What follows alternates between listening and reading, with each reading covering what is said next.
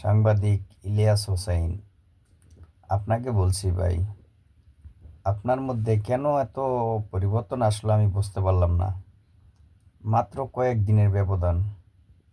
আপনি আগের ভিডিওগুলা দেখছি, শেয়ার করছি, লাইক করছি, কমেন্ট করছি, ভালোবাসতাম আপনাকে। হঠাৎ কেন এরকম হইলো ভাই? আপনি যেই ধরনের সুর এখন দিতেছেন, সেই স্বৈরাচারী শেখ হাসিনা কিন্তু এরকমই শুরু দিছে যে তাদের এই দেশে থাকারও কোনো অধিকার নাই। আরে ভাই, আপনি কি আবল তাবল বকছেন? আপনি আপনি আসলে কি দারু খাইছেন নাকি ভাই?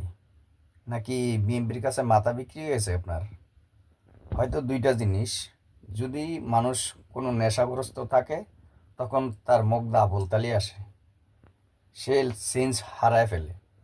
আর নয়তোবা যদি কারো টাকার বিনিময়ে কোনো কিছু চেঞ্জ হয়ে যায়, তখন ওইখান থেকে যা আসে তাই বলে। এটা নাকি ভাই? তো ভাই যাই করেন করেন, আপনার বলাতে কিছু আসে না, কিছু যায়ও না। জামাত শিবির আপনার আপনার গতিতে চলবো, বুঝতে পারছেন? আপনি কিছু বললেও আসেও না, কিছু না বললে যাইবও না। তবে যাই একটা কথা বলি, যেটাই করেন মুনাফিকি করেন না। মুনাফিকের রাস্তা অবলম্বন করলে, মুনাফিকের রাস্তা কোন জায়গায় জানেন? মুনাফিকের ঠিকানা জাহান্নাম। তো আল্লাহ হাফেজ।